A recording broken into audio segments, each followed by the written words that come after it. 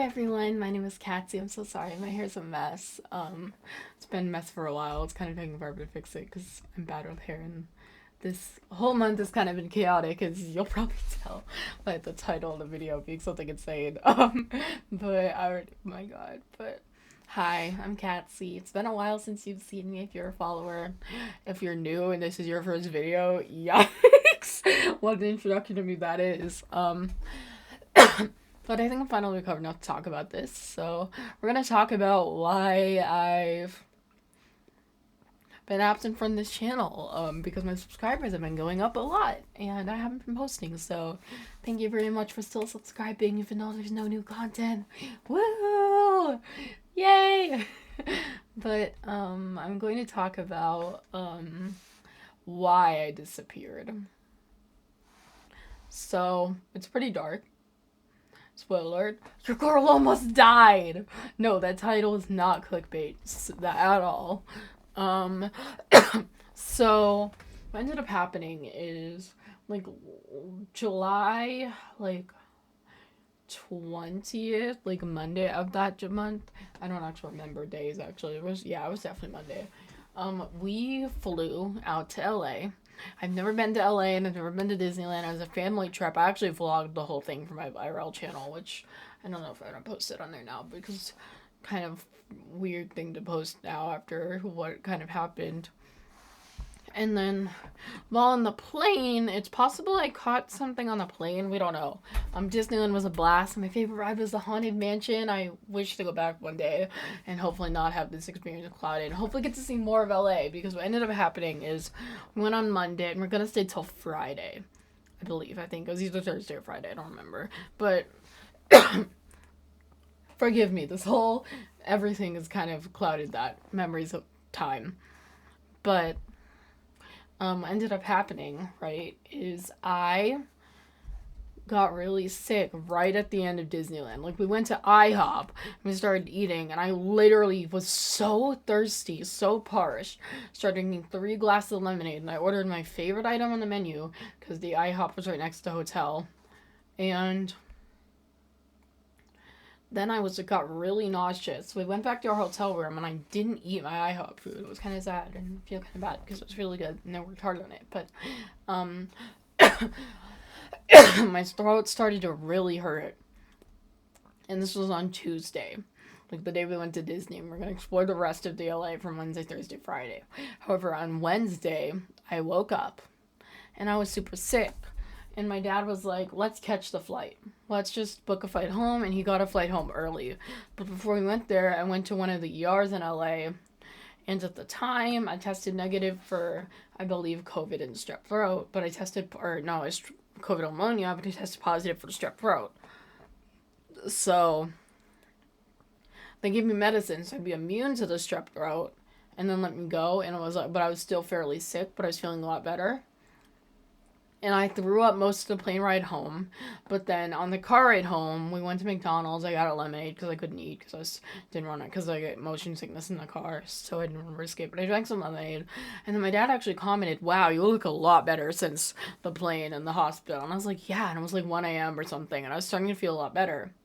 But then after that, we went home and I went to sleep. I don't remember a thing that happened on Thursday. I don't remember waking up, eating, talking to anyone, doing anything. What I remember is I remember nothing. Like, I feel like I probably slept well Thursday, but I don't know. And then on Friday, I don't remember anything until from getting home on Wednesday to 5 p.m. on Friday when I woke up and I was having horrible hallucinations and I couldn't breathe. I couldn't breathe. I was having breathing issues. So my dad came up, and I don't remember most of what happened on this day except waking up. And then my dad was like, okay, we're going to get you to the hospital because I couldn't breathe. And obviously, breathing is kind of important for humans, right? I'm getting really into my mouth. I don't know why. Anyways, okay. But, I ended up we went, and what I don't remember this happening, when he tried to walk me down the stairs, but apparently I fell, so he fell too. I'm so sorry, Dad. I love you. I'm sorry. And then so my dad called 911 for the first time ever, never called 911 before. And the ambulance came, and I was put in a stretcher and rushed to the hospital. And we got to the hospital, and they started talking to me, telling me what was going on. And now I suddenly had pneumonia, and the doctor told me I had pneumonia and severe COVID. And on top of that, he said I was having a mild heart attack. Heart failure. I don't know. He didn't say mild. Well, yeah, he said mild. I'm pretty sure. I don't remember.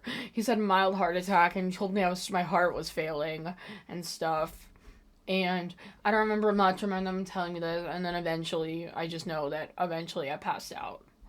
And because I live in a small town, they couldn't help me here, and the nearest city is 2 hours away, so I got flown 2 hours away to Seattle, and I was put in one of their big hospitals, and I didn't wake up for 5 whole days. And I've actually asked my dad about this, and he was actually getting worried that I wasn't ever going to wake up. Like, I almost lost my life that day. I'm not kidding. I literally almost lost my life. Like, had breathing failure, and they had to put, like, ECMO in my neck, and that's why a part of they didn't let me wake up. Like, they made sure I stayed asleep, so they put ECMO in my neck so they could pump oxygen into my lungs and my breathing, like, continue, and start it and make my heart continue beating, because I couldn't do it on my own. And then after 5 days, I woke up. And I didn't even know how long it had been. I had literally, in my head, thought it was only a couple hours since the hospital. It turned out it was 5 days. Didn't even know what hospital I was in for the first 3 days. And this was kind of scary because I did not know what the hospital was like. And it was pretty scary. And all these stuff they're doing, it kind of scared me because I've never been in the hospital before. So I acted like a little baby. And I'm so sorry to all the nurses, but they did a good job with me. And so that was insane. And then something weird happened. So after a few days, and I was doing fine, but then I almost died again a few days later, like about a week into my stay, because I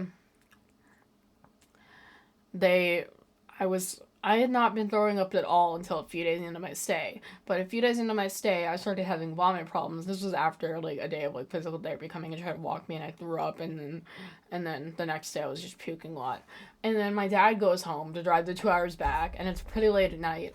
And then, like, 5 minutes after he's gone, I start throwing up. But this time, nothing was coming up, and I started suffocating, choking.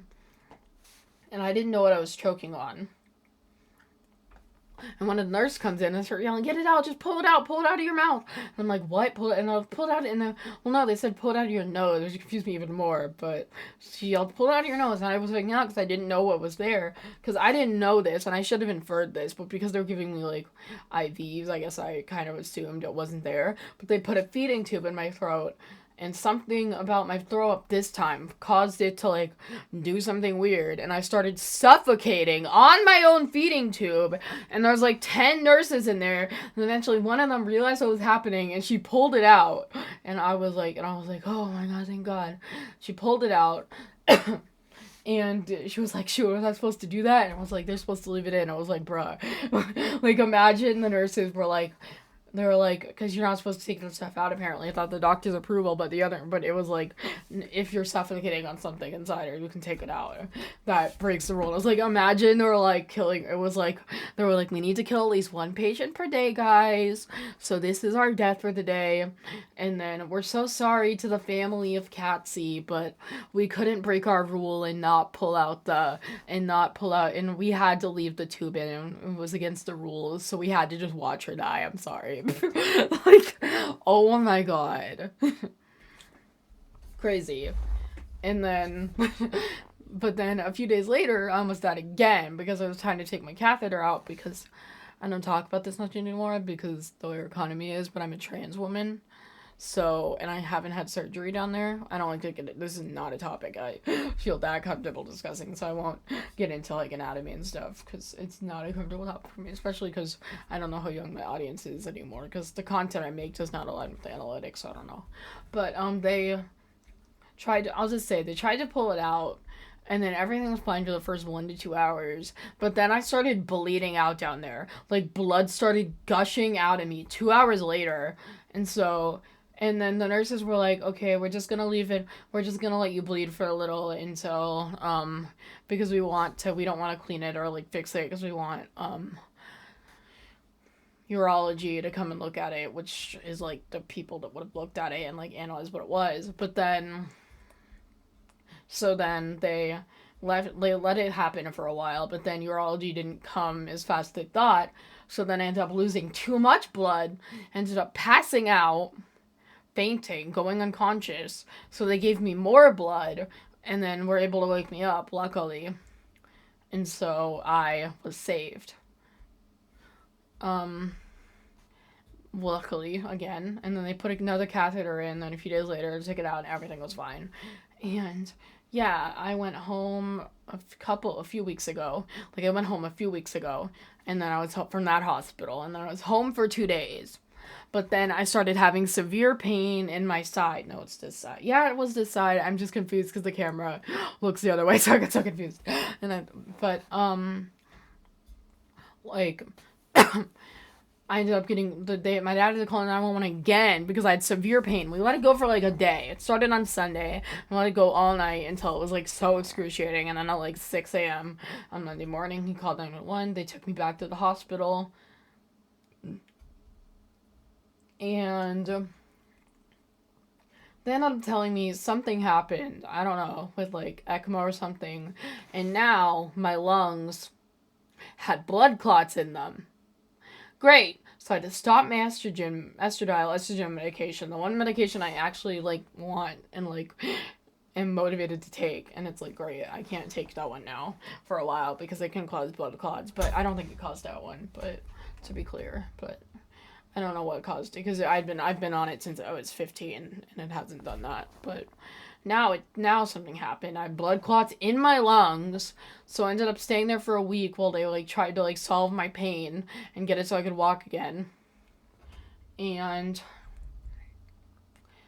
on Friday I went home of that week, and so I've been home ever since. And I just haven't been able to like go out. Like, my dad and brother went to PAX and I couldn't go, but luckily my girlfriend came over and like and it was okay. But like today that happened. But like for the first few days I couldn't walk up the stairs, so my dad let me stay in his room and he stayed in the living room. Thank you, Dad, I love you. But eventually, because like I was in a bed for 3 weeks, so I've had to like rebuild up like muscle and strength. And even now, like my heart rate's literally at 139 right now. Look. Hold on. It's blurry, you can't see it, but it's hold on, can you guys see that? It's upside down. Are you kidding me? But apparently that's not normal. But for me right now, that's resting apparently while I'm sitting here. So I've had to like get my heart rate fixed, and I've had to like learn how to walk again. I'm in like physical therapy to learn how, and I'm supposed to get occupational because I can't lift stuff because I've lost all my strength and I've lost all my. And I can walk again now. I can go up the stairs now and stuff on my own. I don't need the walker I was using, so I'm not an old grandma anymore. But it was just kind of unfortunate, and it was bad timing because there was a lot of stuff I was really excited to do that I had to like not do. But yeah, that's where I've been, and I don't know when I'm gonna upload those videos, so I'm sorry. I hope I'll be back soon. Like, I had to like regain my voice too. Morgan who make this video because having a oxygen tank stuck on my throat for like 3 weeks really affected my ability to talk, but my voice is mostly back now, which I think, except a little bit, which I think is good. So yeah, I'm slowly recovering from almost dying, and yeah, thank you for watching. I hope you guys enjoyed this video. I'll see you guys next time. Bye.